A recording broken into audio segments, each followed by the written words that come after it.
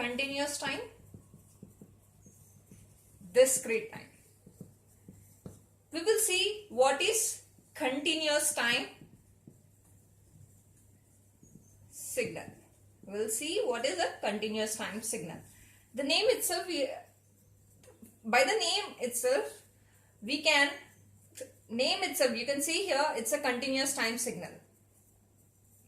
Continuous time, the name itself is saying it's a continuous time. Time is defined continuously. Let's say we have a signal x of t where x is a dependent variable and t is an independent variable. Okay. Now, let's say we have the signal x of t. Let's say that I have a signal x of t.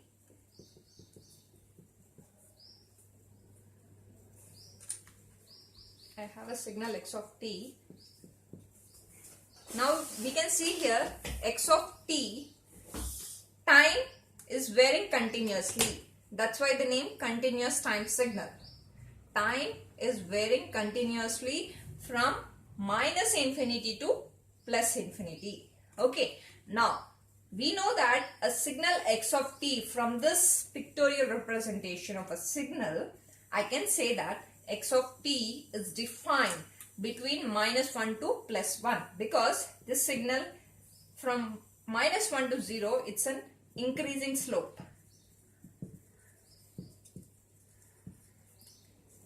From 0 to 1, this is a decreasing slope. So for the increasing slope, I can have a mathematical expression. For the decreasing slope, we can have a mathematical expression. We are not dealing with the mathematical expressions at this moment. We will see in the later sections how to write a mathematical expression for the signals. For now, we can just say that signal x of t is defined from minus 1 to plus 1. And when t is varying from minus infinity to minus 1, x of t is 0, because the amplitude of the signal is 0. When t is greater than plus 1, x of t is 0 again. So I can write mathematically x of t is defined. X of t is defined or not equal to 0 for t greater than minus 1 less than 1 is equal to 0 otherwise. Actually, here we need to write two mathematical expressions, one for the increasing slope, the other one for the decreasing slope. Okay, now that we are not writing it here, we are just saying that x of t is defined or it's not equal to 0 for t greater than minus 1 less than 1 and it equal to 0 otherwise. You can say here, again I am repeating it, it's a continuous time. Continuous time means t is varying from minus infinity to plus infinity. Now we will come to the definition of a continuous time signal. Definition of a continuous time signal: if x of t is defined at every value of t, such a signal is called continuous time signal. I am repeating the definition once again. X of t is said to be a continuous time signal if x of t is defined at every value of t, t varying from minus infinity to plus infinity. Yes, are we defining it? Yes, we are defining the signal. X of t we have defined. We will see later a mathematical expression for this, but we have defined a signal. X of t is defined for t greater than minus 1 less than 1, and for rest other values of t, x of t is 0. So we have defined x of t at each and every value of t. So this is a continuous time signal. This is a continuous time signal. Let's see what is a discrete time signal.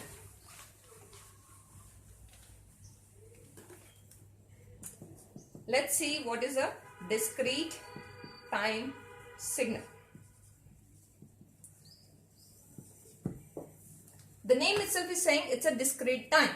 That means a signal is defined only at discrete time instance, then such a signal is called discrete time signal. We will take the same example again. We will take the same example. This is 0.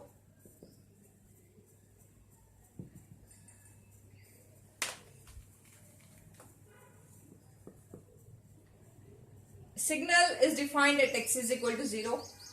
Signal is defined at, let's say, instead of saying it's a t equal to 0, let's say it's t0. Signal is defined at t1. Signal is defined at t2. Signal is defined at t3. Signal is defined at t4.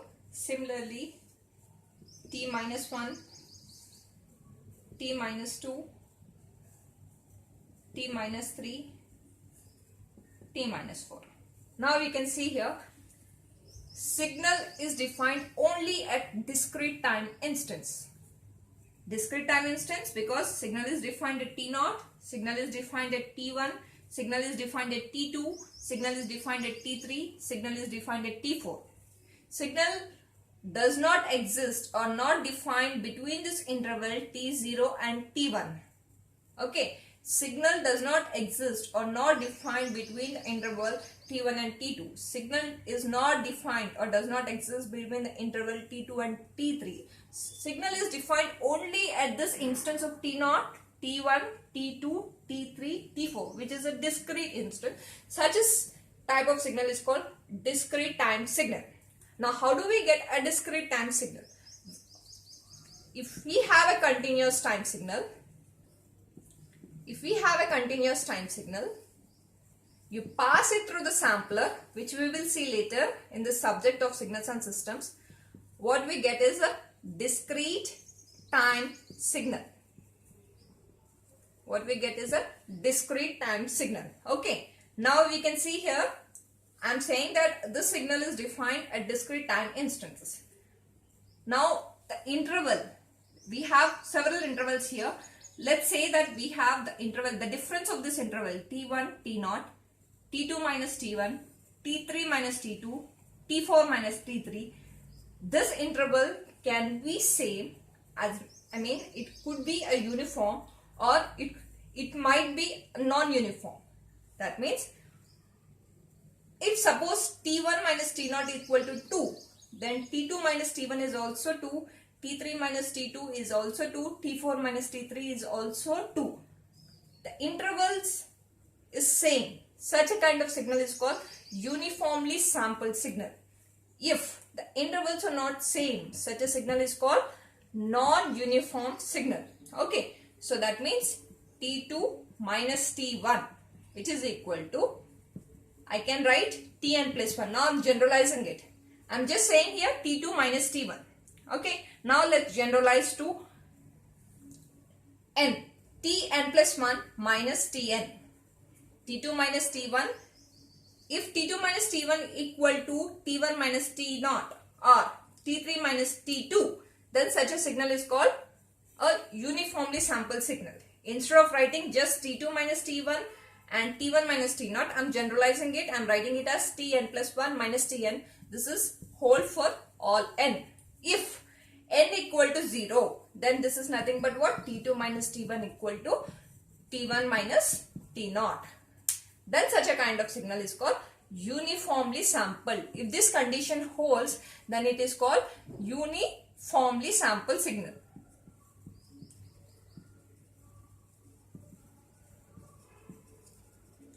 In general, all the signals what we are discussing in the subject of signals and system is a uniformly sampled signal.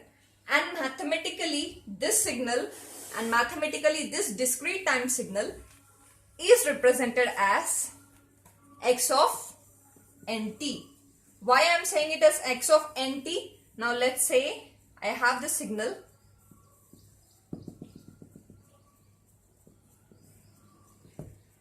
As we said, a signal is defined only at discrete time instance, says 0, t, instead of t0, t1, t2, t3, t4, I am saying it as 0t, 2t, 3t, 4t, minus t, minus 2t, minus 3t, minus 4t. Okay. Now I'm writing this signal. We define a continuous time signal as x of t. And now we are representing the mathematically how to represent a discrete time signal. Mathematically it is represented as x of nt. Now when n equal to 0, what we get is x of 0. When n equal to 1, what we get is x of t. When n equal to 2, what we get is x of 2t. When n equal to 3, x of 3t, 4t, so on. Right. Now you can see the difference between the intervals. This is t. The difference between the first and the second interval is t. And second and third interval is also t. And between 2t and 3t, the difference is t. So this is nothing but uniformly sampled signal. This is nothing but uniformly sampled signal. Right. Since it is uniformly sampled signal, instead of writing x of nt, since the difference between each and every sample, the difference between the samples is same, so we are normalizing t to 1, and what we are writing is x of n. So mathematically discrete time signal is represented also in terms of function, but we are representing it as x of n. What is n here? N is integer. Integer because it's only defined at discrete time instances. At 1, when n equal to 1, x of t. When n equal to 2, x of 2t. When n equal to 3, x of t. When n equal to 4, 4t. So that means n is nothing but what here? It's an integer. So n is nothing but integer. So this is a definition for the continuous time signal and discrete time signal. Thank you.